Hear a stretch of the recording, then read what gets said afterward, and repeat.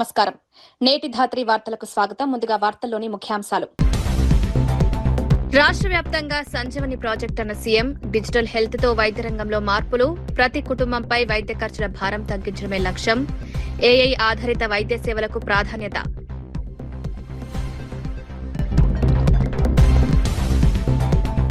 రెండు 2008లో రద్దయిన భూములను మళ్లీ నిషేధిత జాబితాలో ఎందుకు చేర్చారన్న హరీష్. యుఎల్సీ భూములపై రేవంత్ సర్కార్ నిర్ణయం చట్టబద్దమేనా అని ప్రశ్న. భూ యజమానులను కబ్జాదారులుగా చిత్రీకరించడం సరికాదన్న హరీష్ రావు.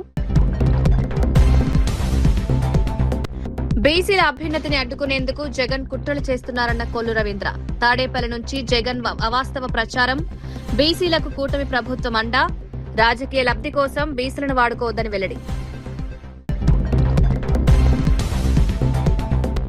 ఫీజు రియంబర్స్మెంట్ పై బీజేపీ దీక్ష ఎందుకన్న ఈరవత్రి అనిల్. సమస్య పరిష్కారమైన తర్వాత దీక్ష ఎందుకని ప్రశ్న. విద్యార్థుల పేరుతో బీజేపీ పబ్లిసిటీ స్టంట్. ఫీజు బకాయిలపై ప్రభుత్వం చర్యలు తీసుకుంటోందన్న మంత్రి. పాయకరావుపేటకు పోలవరం నీరు ఎప్పటి నుంచి వస్తుందో చెప్పిన అనిత. 35,000 ఎకరాలకు సాగునీరు. పోలవరం ఎడమ కాలువపై అనిత కీలక ప్రకటన.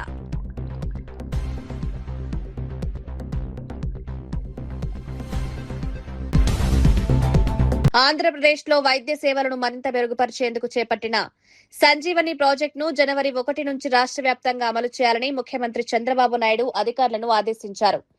డిజిటల్ హెల్త్ రికార్డులతో సంజీవని ప్రాజెక్టును పూర్తి స్థాయిలో అమలు చేస్తే వైద్య రంగంలో గణనీయమైన మార్పులు సాధించవచ్చని సీఎం అన్నారు.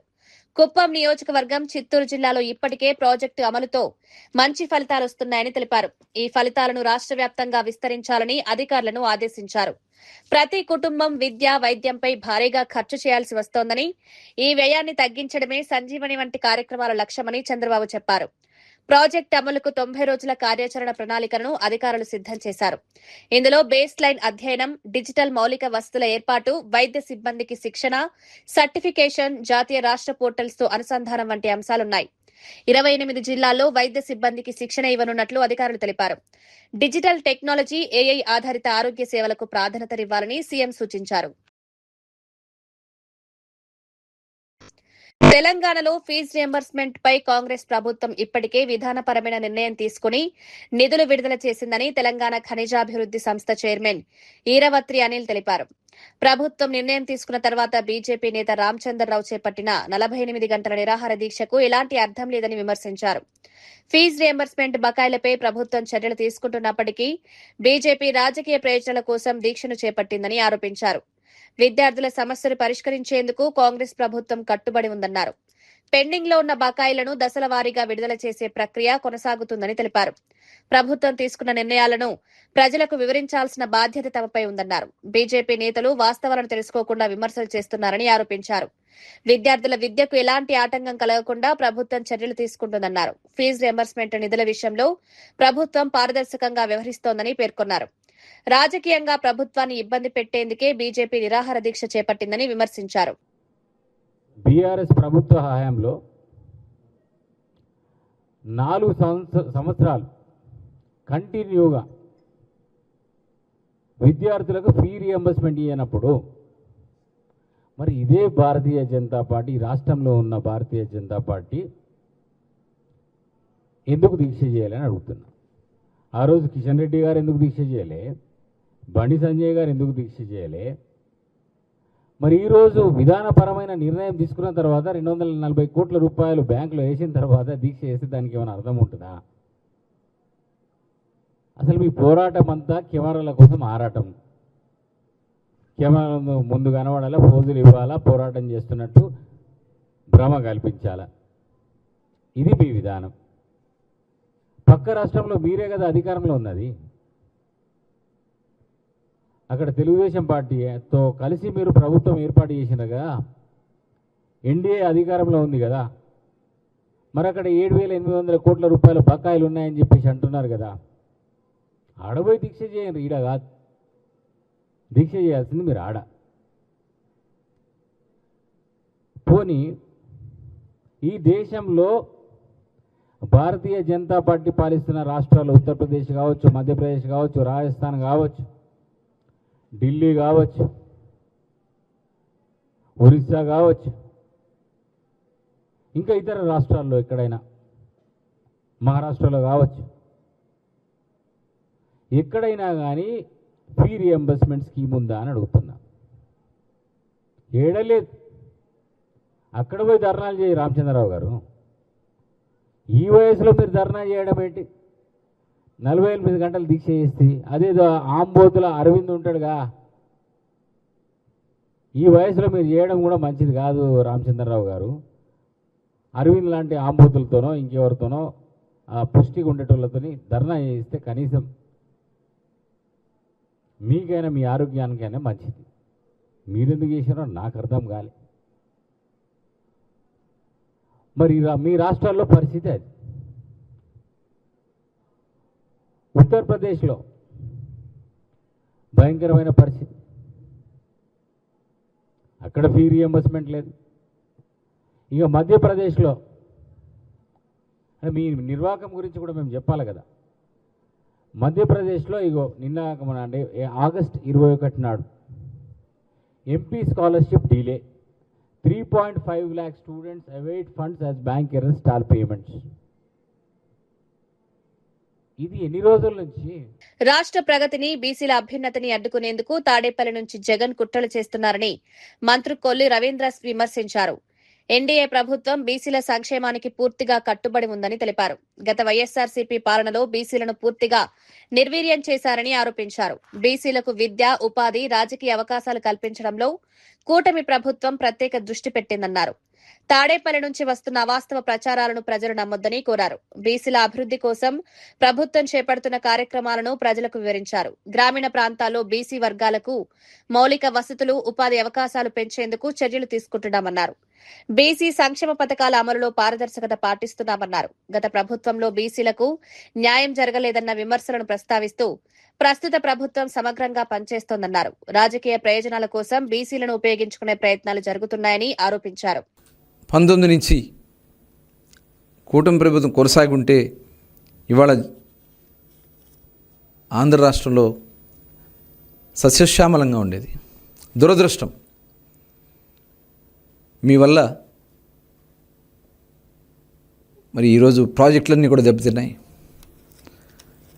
ఇవాళ కరువు వచ్చినా కూడా మనం నిజంగా మనకున్నటువంటి ఆ రోజు చంద్రబాబు నాయుడు గారి ఆలోచనకి తగ్గట్టుగా ఆ ఇరిగేషన్ ప్రాజెక్టులన్నీ మరి కంప్లీట్ అయి ఉంటే మనకి ఎంత కరువు వచ్చినా కూడా ఇబ్బంది వచ్చి ఉండేది కాదు. అందుకనే ఒక ప్రణాళికాబద్ధంగా ఇవన్నీ కూడా పూర్తి చేస్తున్నాం.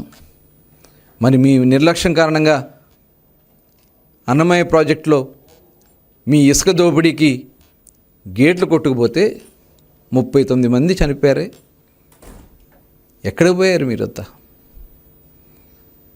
మీరు దాని గురించి మాట్లాడగలరా? మీ దోపిడీకి, మీ దాహానికి ఈ ఆంధ్ర రాష్ట్రంలో ఇరిగేషన్ ప్రాజెక్టులన్నీ కూడా బలైపోయినాయి. ఇవాళ పంటల బీమా గురించి మాట్లాడుతూ ఉన్నారు. పంటల బీమా గురించి మీరు చేసిందే కదా. ఆ రోజు ప్రధానమంత్రి ఫసల్ బీమా యోజన కింద మీరు 1900 కోట్ల రూపాయలు బకాయిలు పెట్టడం వల్ల మరి బీమా అవకాశాన్ని ఆంధ్ర రాష్ట్రం కోల్పోతే ఈరోజు మళ్ళీ గౌరవ ముఖ్యమంత్రి గారు తిరిగి ఆ ఫసల్ బీమాని మరి బకాయిలన్నీ కూడా చెల్లించుకుంటూ ఈరోజు మళ్ళీ బీమా రైతాంగాన్ని బీమా చేసే కార్యక్రమానికి ముందుకెళ్తున్నాం. ఈరోజు రైతాంగాన్ని అందరినీ కూడా ఆదుకునే విధంగా కార్యాచరణ చేసుకుంటున్నాం. స్థానిక సంస్థల ఎన్నికలు సమీపిస్తున్న నేపథ్యంలో వైఎస్సార్సీపీ అధినేత వైఎస్ జగన్ బీసీల గురించి మాట్లాడుతున్నారని ఏపీ మంత్రి సవిత విమర్శించారు. గత వైఎస్సార్సీపీ ప్రభుత్వం బీసీల సమస్యలను తగిన స్థాయిలో పరిష్కరించలేదని ఆరోపించారు. బీసీలకు 34% రిజర్వేషన్లు కల్పించిన ఘనత టీడీపీదేనని ఆమె అన్నారు. బీసీల సంక్షేమానికి కూటమి ప్రభుత్వం కట్టుబడి ఉందని స్పష్టం చేశారు. శ్రీ సత్యసాయి జిల్లాలోని కొగిరా గ్రామంలో పర్యటించిన మంత్రి సవిత టీడీపీ కార్యకర్త బెల్దారి ఆంజనేయులు కుటుంబానికి 5 లక్షల రూపాయల బీమా చెక్కును అందజేశారు. రోడ్డు ప్రమాదంలో ఆంజనేయులు మృతి చెందడంతో కుటుంబానికి అండగా బీమా సాయం అందినట్లు తెలిపారు. అనంతరం గ్రామంలో ఇంటింటికి తెలుగుదేశం కార్యక్రమంలో మంత్రి పాల్గొన్నారు. ప్రజల సమస్యలను నేరుగా తెలుసుకుని వాటి పరిష్కారానికి చర్యలు తీసుకుంటామన్నారు. బీసీలకు విద్య, ఉద్యోగాలు, రాజకీయ అవకాశాల్లో సముచిత ప్రాధాన్యత కల్పించేందుకు ప్రభుత్వం పనిచేస్తోందన్నారు. బీసీ నాయకులపైన అక్రమ కేసులు పెట్టినప్పుడు జగన్మోహన్ రెడ్డి గారికి బీసీలు గుర్తు రాలేదు. బీసీలు రాజకీయంగా దెబ్బతీసినప్పుడు బీసీలు గుర్తు రాలేదు. బీసీ గురుకుల పాఠశాలలు, బీసీ హాస్టల్స్ మరి గాలి కొదిలేసినప్పుడు బీసీ బిడ్డలు చదువుకోవాలి, బీసీ బిడ్డలు అందరూ బాగుండాలని ఆ రోజు జగన్మోహన్ రెడ్డి గారికి గుర్తు రాలేదు. ఈ రోజు బీసీలకు మేము పెద్దపీట వేస్తున్నారు ముఖ్యమంత్రి చంద్రబాబు నాయుడు గారు, యువగల అధినేత నారా లోకేష్ బాబు గారు, డిప్యూటీ సీఎం గారు. ఈ రోజు 34% రిజర్వేషన్ కూడా ఇస్తాం. బీసీలకు రక్షణ చట్టం కూడా కూటమి ప్రభుత్వమే అందజేస్తున్న విషయం తెలియజేస్తున్నాం. ఆంధ్రప్రదేశ్ లో తీవ్రమైన కరువు పరిస్థితులు నెలకొన్నాయని మాజీ సీఎం వైఎస్ జగన్ ఆరోపించారు. రాష్ట్రంలో కరువు తీవ్రతను చంద్రబాబు ప్రజల ముందు అంగీకరించేందుకు కూడా సిద్దంగా లేరని విమర్శించారు. రైతుల పరిస్థితిపై ప్రభుత్వానికి ఎలాంటి శ్రద్ధ లేదని మండిపడ్డారు. పంటలు దెబ్బతింటున్నా రైతులను ఆదుకునేందుకు ప్రభుత్వం తగిన చర్యలు తీసుకోవడం లేదని ఆరోపించారు. కరువు ప్రభావంతో వ్యవసాయ రంగం తీవ్రంగా నష్టపోయే పరిస్థితి ఉందన్నారు. రైతులకు అవసరమైన సాగునీరు, ఇన్పుట్ సబ్సిడీ, పంట నష్టపరిహారం వంటి అంశాలపై ప్రభుత్వం తక్షణ చర్యలు చేపట్టాలని డిమాండ్ చేశారు. గ్రామీణ ప్రాంతాల్లో రైతుల పరిస్థితిని అధికారులు పరిశీలించాలని సూచించారు. వర్షాభావ పరిస్థితులు ఉన్న ప్రాంతాలను గుర్తించి ప్రత్యామ్నాయ చర్యలు చేపట్టాలని కోరారు. కరువు తీవ్రతను తగ్గించేందుకు నీటి వనరుల వినియోగంపై ప్రభుత్వం ప్రత్యేక దృష్టి పెట్టాలన్నారు. రైతులకు భరోసా కల్పించేలా ప్రభుత్వం ప్రకటనలు చేయడంతో పాటు ఆచరణలో చర్యలు తీసుకోవాలని జగన్ డిమాండ్ చేశారు. ఆంధ్రాలో -47.18%, రాయలసీమలో -52.36%. ఏ జిల్లా చూసినా కూడా లోటు కనిపిస్తూ ఉన్న పరిస్థితి. కానీ ఇంత దారుణమైన పరిస్థితి ఉన్నా కూడా చంద్రబాబు నాయుడు గారు కుంభకర్ణుడిని తలపిస్తూ నిద్ర నటిస్తూనే ఉన్నాడు తప్ప రైతులకు మంచి చేసే కార్యక్రమాలు ఇంతవరకు ఏదీ కూడా చేస్తూ అడుగులు పడలేదు. జూన్ నుంచి, ఇంతకుముందు నేను చెప్పినట్టుగా జూన్ నుంచి ఆగస్టు 26వ తారీఖు వరకు సాధారణ వర్షపాతం 394 మిల్లీమీటర్లు పడాల్సి ఉండగా ఇప్పటి వరకు పడింది 189.62 మిల్లీమీటర్లు మాత్రమే పడింది. రాష్ట్రంలో 688 మండలాలు 688 మండలాలకు గాను 625 మండలాల్లో ఈరోజు లోటు వర్షపాతమే కనిపిస్తుంది. మళ్ళీ రిపీట్ చేస్తూ ఉన్నా, 688 మండలాలకు గాను రాష్ట్రంలో ఉన్న 688 మండలాలకు గాను 625 మండలాల్లో లోటు వర్షపాతమే కనిపిస్తుంది. అంటే 91% రాష్ట్రం లోటు వర్షపాతాన్ని ఎదుర్కొంటా ఉన్న పరిస్థితి ఈరోజు రాష్ట్రంలో ప్రస్ఫుటంగా కనిపిస్తూ ఉంది. 125 ఎఫెక్టెడ్ మండలాలు, లోటు మండలాలలో 434 మండలాలలో లోటు వర్షపాతం ఉంటే, అంటే -19% కన్నా ఎక్కువ. మరో 191 మండలాలలో ఈ పరిస్థితి తీవ్ర లోటుగా ఉన్న పరిస్థితి మనం చూస్తూ ఉన్నాం. అంటే -19 నుంచి -59% దాకా.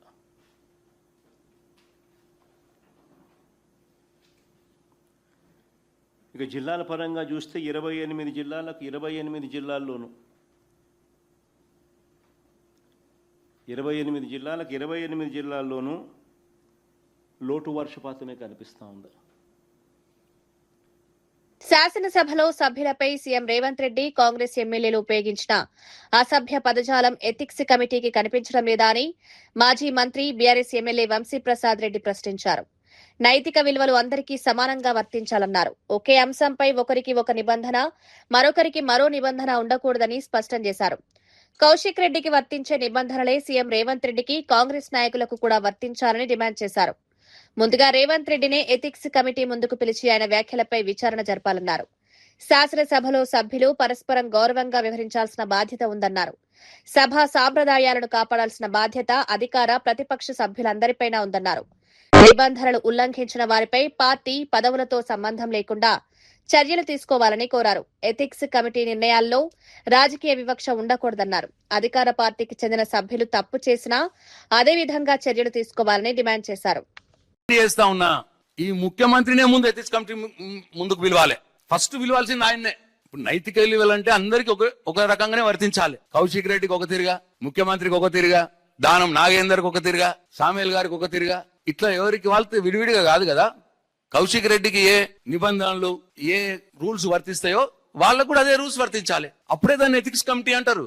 లేకపోతే అది పొలిటికల్ కమిటీ అవుతుంది తప్ప ఎథిక్స్ కమిటీ కాదు. అది డెఫినెట్ గా ఇవాళ నేను కోరుతున్నా ఎథిక్స్ కమిటీ పొలిటికల్ కమిటీగా మారద్దు అని చెప్పి నేను కోరుతా ఉన్నా. దాంట్లో ఉన్న సభ్యులందరినీ కూడా డెఫినెట్ గా కౌశిక్ రెడ్డి గారి మీద చర్చించే కంటే మొదలు ఇవన్నీ కూడా చూడాలి ఎథిక్స్ కమిటీ. ఎందుకంటే మాకు అవకాశం ఇయ్యరు. అప్పుడు కమిటీలో నేను సభ్యునైనా నాకు అవకాశం ఇయ్యరు ఇవి చూపెట్టానికి. అందుకోసమే మీ ద్వారా రాష్ట్ర ప్రజలకు తెలియాలి దానం నాగేందర్ గారు ఎట్లా ప్రవర్తించారు, ఏమన్నారు, సామేల్ గారు ఏమన్నారు, ముఖ్యమంత్రి గారు ఏమన్నారు, ఇవన్నీ కూడా ప్రజలకు తెలియాలని చెప్పి ఇప్పుడు చూపించడం జరిగింది.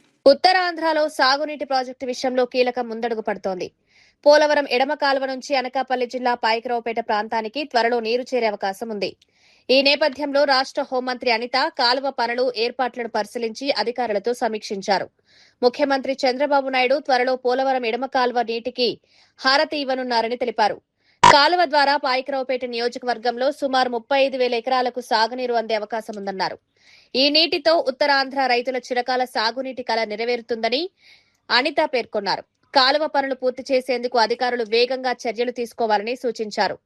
నీరు చేరే ప్రాంతాల్లో అవసరమైన ఏర్పాట్లు ముందుగానే పూర్తి చేయాలని ఆదేశించారు. సాగునీటి అందుబాటుతో పాయకరావుపేట పరిధిలో వ్యవసాయానికి మరింత ఊతం లభిస్తుందన్నారు. రైతులకు నీటి కొరత తగ్గడంతో పంటల సాగు విస్తీర్ణం పెరిగే అవకాశం ఉందన్నారు.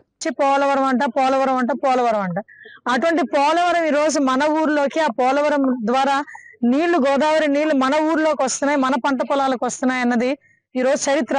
మన రేపొద్దు భావి తరాల వాళ్ళకి కూడా చెప్పుకునే దానికి ఒక మంచి తరుణం కింద భావించుకోవాలి. ఇక్కడ ఉత్తరాంధ్ర ప్రజలందరూ కూడా ఈ గోదావరి జలాలకి ఆహ్వానం పలకాలి. మనం ఎంతో భక్తి శ్రద్ధలతో ఈ రోజు పంచభూతాల్లో ఒకటైన నీటిని ఈ రోజు అంతే దైవకంగా భావించే మనందరం కూడా ఆ గోదావరి జలాలని సార్థకత చేరుకునే విధంగా మనం ఉపయోగించుకోవాలని, వచ్చే నీళ్ళని కూడా మనందరం కూడా సాధారణంగా ఆహ్వానించాలని మిమ్మల్ని అందరినీ కోరుకుంటున్నాం. ఉత్తరప్రదేశ్ లో రాబోయే అసెంబ్లీ ఎన్నికల రాజకీయాలపై ఏఐఎంఐఎం అధినేత హైదరాబాద్ ఎంపీ అసదుద్దీన్ ఓవైసీ కీలక వ్యాఖ్యలు చేశారు. యూపీలో బీజేపీని ఓడించేందుకు ప్రతిపక్ష పార్టీలతో పొత్తు పెట్టుకోవడానికి తమ పార్టీ సిద్ధంగా ఉందని స్పష్టం చేశారు. అయితే కూటమిలో తమ పార్టీకి తగిన గౌరవం, సమానమైన హోదా కల్పించాలని ఓవైసీ డిమాండ్ చేశారు. కేవలం ఓట్ల కోసం తమ పార్టీని కూటమిలో భాగస్వామిగా చూడకుండా రాజకీయంగా సముచిత ప్రాధాన్యతనివ్వాలన్నారు. యూపీలో బీజేపీని ఎదుర్కొనేందుకు ప్రతిపక్షాలు ఐక్యంగా పనిచేయాల్సిన అవసరం ఉందని అభిప్రాయపడ్డారు. ఎన్నికల సమయంలో సీట్ల పంపకాలు, కూటమి విధానం వంటి అంశాలపై చర్చలు జరగాల్సి ఉంటుందన్నారు. తమ పార్టీకి బలమైన ప్రజా మద్దతు ఉన్న ప్రాంతాల్లో సముచిత అవకాశాలు కల్పించాలని కోరారు. బీజేపీని ఓడించాలంటే ప్రతిపక్షాల మధ్య సమన్వయం అవసరమన్నారు. అయితే ఏ కూటమిలో చేరినా పార్టీ గౌరవం, రాజకీయ ప్రాధాన్యత విషయంలో రాజీ పడబోమని స్పష్టం చేశారు. सबसे बड़ा गुनाह अल्लाह की नजर में कत्ल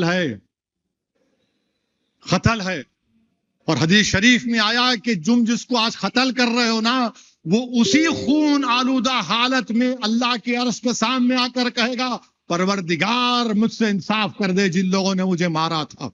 डरो उस दिन से, वो दिन आएगा। तुम आज ताकत के बलबूते पर किसी को मार रहे हो, दौलत के बलबूते पर किसी की जान ले रहे हो।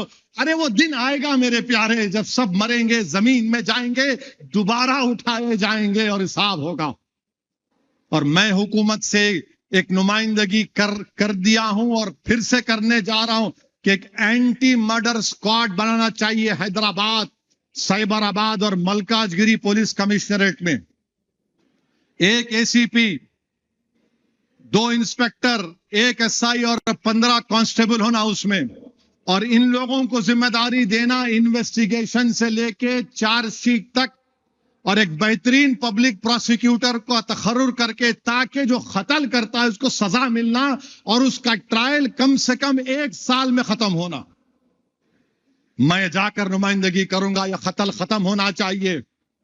2008లో అప్పటి ముఖ్యమంత్రి వైఎస్ రాజశేఖర్ రెడ్డి యూఎల్సీ భూములను రద్దు చేశారని మాజీ మంత్రి హరీష్ రావు అన్నారు. అయితే ఇప్పుడు రేవంత్ రెడ్డి ప్రభుత్వం 2008 కంటే ముందు యూఎల్సీలో ఉన్నాయని చెప్తూ ప్రజల భూములను నిషేధిత జాబితాలో చేర్చిందని ఆరోపించారు. ఈ చర్య సుప్రీంకోర్టు నియమ నిబంధనలకు విరుద్దంగా ఉందని హరీష్ రావు విమర్శించారు. నిషేధిత జాబితాలో భూములు చేర్చడం వల్ల నిజమైన భూ యజమానులు ఇబ్బందులు పడుతున్నారన్నారు. ప్రభుత్వ నిర్ణయంతో బాధితులుగా మారిన ప్రజలను కబ్జాదారులుగా చిత్రీకరించడం సరికాదని మండిపడ్డారు. చట్టబద్దంగా భూములు కలిగి ఉన్న వారిని ఇబ్బందులకు గురి చేయకుండా ప్రభుత్వం వెంటనే సమస్యను పరిష్కరించాలని డిమాండ్ చేశారు. 2008లో యుఎల్సీ రిపీల్ అయిన తర్వాత అంతకు ముందు ఎప్పుడో యుఎల్సీలో ఉండేని ఇవాళ యుఎల్సీలో కాలనీలు పెడితే ఎంతమంది ప్రజలు ఆగమవుతారు? సుప్రీంకోర్టు జడ్జిమెంట్లు వచ్చి హైకోర్టు జడ్జిమెంట్లు వచ్చి కొన్ని భూములను ప్రైవేట్ భూములుగా ప్రజలు హక్కులు దొరికినాయి, లేఅవుట్లు అయినాయి, అక్కడ అపార్ట్మెంట్లు వచ్చినాయి, ప్రజలు ఇండ్లు కట్టుకున్నారు. ఇవాళ తిరిగి మళ్ళీ ఆ భూములను సుప్రీంకోర్టు జడ్జిమెంట్లో ఫ్రీ అయినటువంటి భూములను కూడా ఈ రోజు దాన్ని 22A పెట్టడం అనేటువంటిది ఇది సుప్రీంకోర్టు నియమ నిబంధనలను ఉల్లంఘించడమే అవుతుంది. ఇలా ఒక్క మాటలో చెప్పాలంటే మీరందరు కబ్జాదారులండి. రేవంత్ రెడ్డి ఏం మాట్లాడుతుండు? కబ్జాదారులే ధర్నాలు చేస్తుండ్రు. మీరు ఈ వయసులో 70 ఏళ్ల వయసులో 80 ఏళ్ల వయసులో పిలిస్తే కూడా మీరు రారు. పొలిటికల్ మీటింగ్ పెడితే మీ కడుపులో ఆవేదన ఉంది గనక, ఆందోళన ఉంది గనక, మీకు అన్యాయం జరిగింది గనక మాకు న్యాయం జరగాలని చెప్పి ఇలా మీరందరూ కూడా బయటకు వచ్చినటువంటి పరిస్థితి. దాన్ని అర్థం చేసుకొని చేసిన తప్పును సరి చేసుకోవాల్సిన ప్రభుత్వం ఇంకా ఉల్టా మిమ్మల్ని పట్టుకొని కబ్జాదారులు అనడం అంటే ఇదేదో పుండు మీద కారం చల్లినట్టు. మీరైనా కబ్జాదారులా? రూపాయి సంపాదించి కష్టపడి మీ జీవితం యొక్క కళ ఆ ఇల్లు అపార్ట్మెంట్ ను మీరు కట్టుకుంటే ఇవాళ దాన్ని రాత్రికి రాత్రి 22A పెట్టి ప్రజలతో ఆడుకుంటున్నటువంటి పరిస్థితి.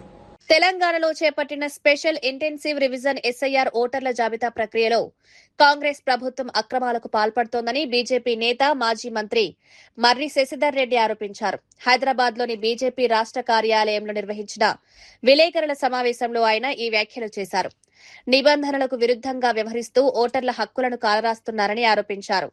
ఓటర్ల జాబితా సవరణ ప్రక్రియ పారదర్శకంగా జరగాలని డిమాండ్ చేశారు. అర్హత ఉన్న ఓటర్ల పేర్లు తొలగించకుండా, అనర్హుల పేర్లు చేర్చకుండా అధికారులు జాగ్రత్తలు తీసుకోవాలని సూచించారు. ఓటర్ల జాబితా ప్రక్రియలో రాజకీయ జోక్యం ఉండకూడదన్నారు. ప్రతి ఓటరుకు తన పేరు జాబితాలో ఉందో లేదో పరిశీలించుకునే అవకాశం కల్పించాలని కోరారు. నిబంధనలకు విరుద్దంగా జరిగే చర్యలను బీజేపీ తీవ్రంగా వ్యతిరేకిస్తుందని తెలిపారు. ఓటర్ల హక్కులను పరిరక్షించేందుకు పార్టీ న్యాయపరమైన ప్రజా పోరాటాలు చేస్తుందన్నారు. ఓటర్ లిస్టు యాక్యురసీని దెబ్బతీయడానికి ఇంకోటి కూడా ఏముందంటే ప్రతిపక్ష పార్టీలు ముఖ్యమైనటువంటి ఇప్పుడు నేను ఎన్యూమరేషన్ ఫామ్ ఇవ్వకపోతే నాకు ఇంచుమించుగా రోజు ఫోన్ వచ్చేది. అంటే విఐపీస్ మేము ఐడెంటిఫై చేసినాం, మీరంతా కూడా ఎన్యూమరేషన్ ఫామ్ ఇవ్వండి అని. నేను కొంత లేట్గా ఇచ్చాను, అది వేరే విషయం. అంటే ముఖ్యులైనటువంటి వారిని అసలు ఎన్నికల సంఘం గైడ్ లైన్స్ ప్రకారం అటువంటి వారిని జాగ్రత్తగా చూసుకోవాలి. కానీ BLA 1 అంటే మొత్తం నియోజకవర్గానికి పార్టీ తరఫున ఇన్ఛార్జిగా ఉన్నటువంటి వ్యక్తిని ఈ రకంగా టార్గెటెడ్గా తీసేసిన దాని మీద ఎన్నికల సంఘం వారు జనవరిలో ఏ విధంగానైతే రాశారో అది ఎటువంటి చర్యలు తీసుకోవాలి, డిసిప్లినరీ యాక్షన్ తీసుకోవాలని చెప్పి ఖచ్చితమైనటువంటి నిర్దేశాలు ఇచ్చారో అది కేవలం BLOలకు పరిమితం కాదు.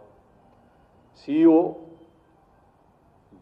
డిస్ట్రిక్ట్ ఎలక్షన్ ఆఫీసర్గా ఉండే కలెక్టర్స్ కానీ, హైదరాబాద్లో కమిషనర్ GHMC కానీ, అదేవిధంగా జిల్లాలో కూడా ఉన్నటువంటి కలెక్టర్స్ DEOస్గా ఉంటారు.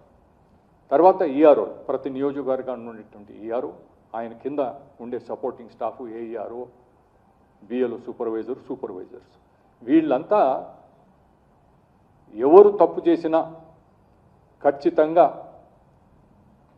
వారిపైన చర్య తీసుకోవాల్సినటువంటి అధికారం ఎన్నికల సంఘానికి ఉంది.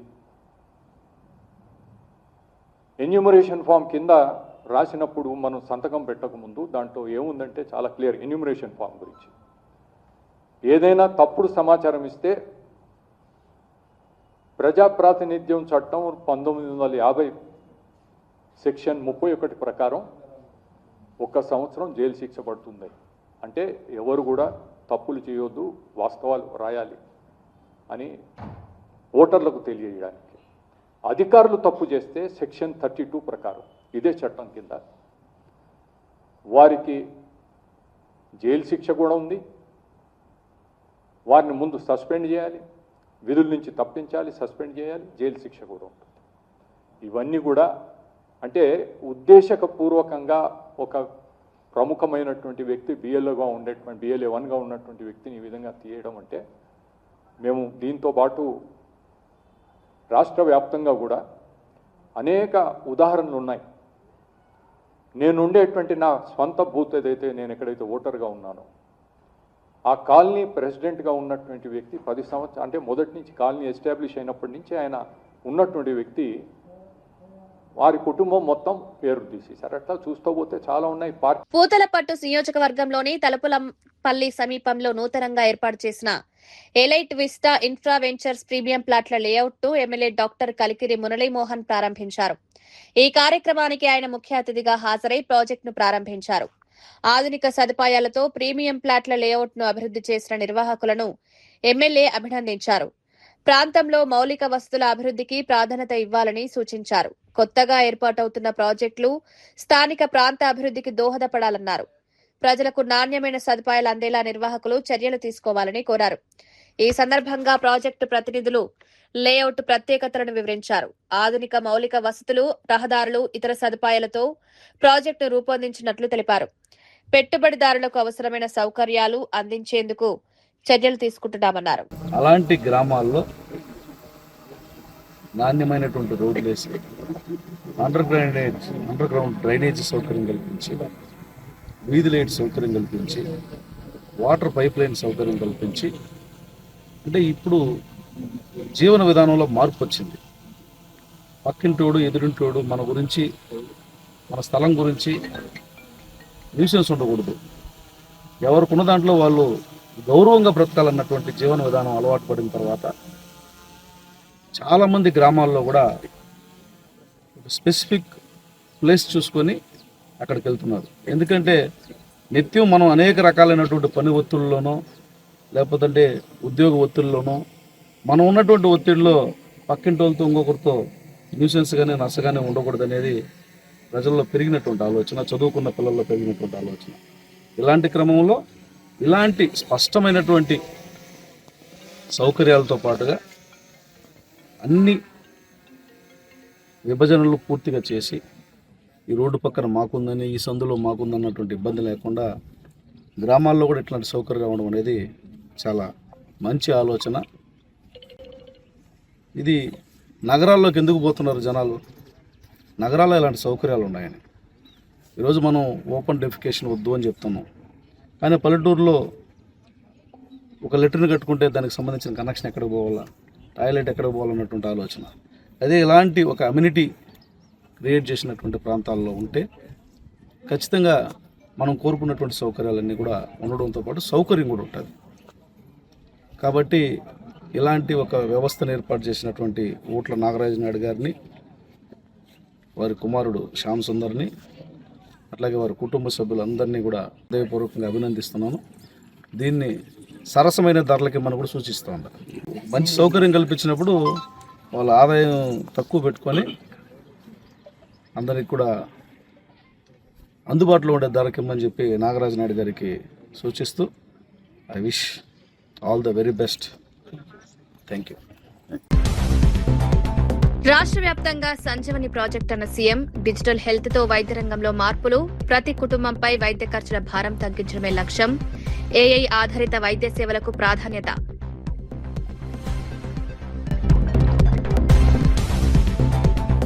రెండు 2008లో రద్దయిన భూములను మళ్లీ నిషేధిత జాబితాలో ఎందుకు చేర్చారన్న హరీష్.